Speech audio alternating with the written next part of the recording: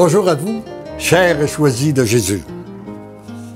Le message que nous avons à commenter ensemble aujourd'hui est celui du 14 septembre 1996, soit le numéro 6 du premier volume, alors qu'il était au tout début parce que j'avais commencé à écrire le 7 novembre.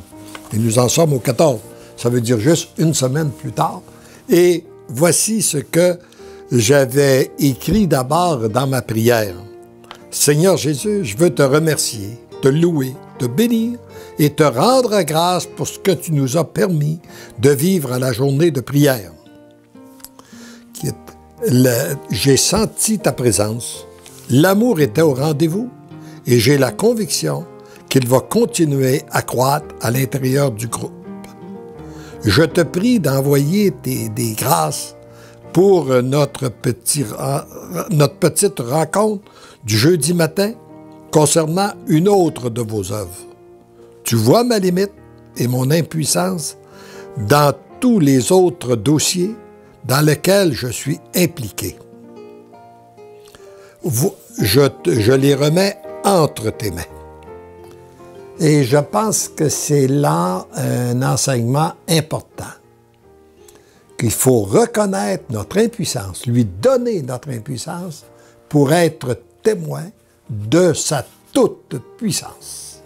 Et quand je regarde en arrière, oui, de plus en plus, je suis témoin et j'étais témoin de son agir à lui à travers mon impuissance. Prends-les, fais-en ce que tu voudras, contrôle surtout mes pensées, mes paroles, mes actions, afin qu'elles soient en accord avec ce que tu veux, toi, ta volonté et non la mienne.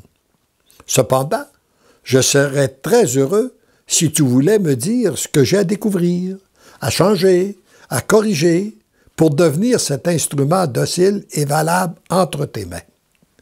Ce tout petit instrument, merci de me guider, je t'aime. Et la réponse, mon tout petit. J'ai beaucoup d'amour pour toi. C'est ce que Jésus veut vous dire à chacun de vous, là. J'ai beaucoup d'amour pour toi. Je suis ton berger. Tu n'as rien à craindre. Je suis toujours avec toi, où que tu sois et quoi que tu fasses.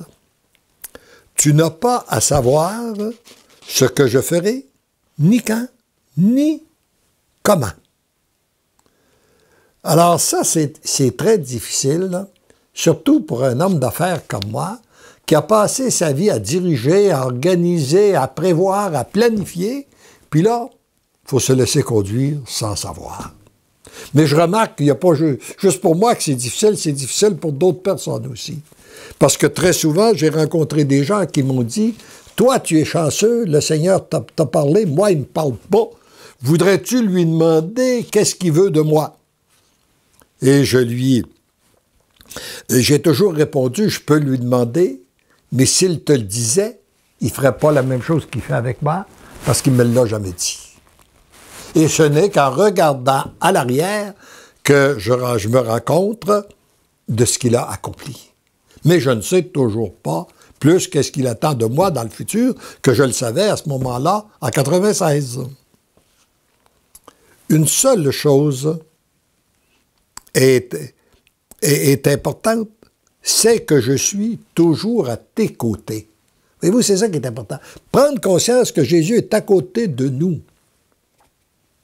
Et dans cette dimension-là, de se laisser conduire par Dieu sans savoir, ça m'a permis de découvrir et de comprendre une de ses paroles quand il dit « Si vous ne redevenez pas comme des petits-enfants, vous n'entrerez pas dans le royaume des cieux. » Et un petit enfant n'a pas besoin de savoir où il va. Il a juste besoin de savoir avec qui il va, qui le conduit. Ses papas, à ses moments, il est en confiance, il peut aller n'importe où. Eh bien, nous, sachant que notre Dieu est à côté de nous, que c'est lui qui nous guide, que c'est un Dieu d'amour, on n'a pas besoin de savoir où on va, on a juste besoin de savoir que c'est lui qui nous conduit. Tu te demandes ce que tu dois demander, une seule chose importe, me faire plus confiance. Et ça, je pense que c'est quelque chose qu'on a à répéter continuellement. Nous, Élisabeth et moi, il y a 3 grâces qu'on demande régulièrement au Seigneur. L'humilité, l'abandon, la confiance. Parce que l'orgueil veut toujours prendre place. Et d'autre part, c'est que lui faire plus confiance. Là, il dit, me laisser agir davantage. Me faire plus confiance dans les moindres détails. Parce que parfois, on a tendance à penser, oui, d'une grande chose, une grande épreuve, mais là, les détails, si tu veux, je vais m'en occuper, je fais ça. Non, non, faire confiance en lui dans les moindres détails. Que ta foi est petite et faible. Pour t'aider, regarde en arrière. Regarde comment je t'ai conduit, toi, pour te rendre où tu es présentement. Regarde ce que j'ai fait de ton couple et la douceur qui existe entre vous deux. Regarde ce que j'ai fait de chacun de tes enfants et comment je les conduis, eux et leurs conjoints. Les petits-enfants et l'amour que je te donne à travers eux. C'est pas.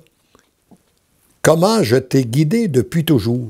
Il est important de s'arrêter puis de regarder comment est-ce qu'on a été guidé par lui. Souvent, on ne le voit pas. On ne l'a pas vu, mais avec le recul du temps, ça nous permet de se rendre compte, oui, c'était bien toi qui étais là, qui me guidait à ce moment-là. Pense seulement comment je me suis pris pour t'attirer aux journées de prière, les mercredis, là, que je vous ai déjà raconté, et comment je t'ai fait sortir de ton bureau d'assurance. Tu as tout pour comprendre que tu es mon choisi et que je te porte sur mes épaules, que je te protège, que je t'aime et te guide. Tu n'as pas à savoir où je te conduis. Si je ne veux pas que tu le saches, c'est pour que tu éprouves plus de joie, de paix et de bonheur en découvrant jour après jour ce que je te réserve de beau et de grand. Et je peux dire que c'est qu'est-ce que c'est. Il l'a dit, il l'a fait. C'est jour après jour, je découvre des merveilles qu'il accomplit et je suis de plus en plus dans la jubilation, dans l'action de grâce. Puis là, il me donne un petit exemple. Comme ta mère qui mettait une nappe sur les plats de bonbons au jour de l'an. Alors, lorsqu'on se levait chez nous, quand on était jeune, la tradition, c'était le jour de l'an matin. Il fallait se lever très tôt, commencer par la bénédiction, dire un chapelet pour demander à Dieu de bénir notre année. Et après ça, il y avait un repas, matin, tôt. Et la table, lorsqu'on se levait, la table était mise, mais on ne voyait rien parce qu'il y avait une autre nappe dessus qui nous permettait pas de voir. On avait peu de choses, un petit plat de bonbons, une pomme, un orange.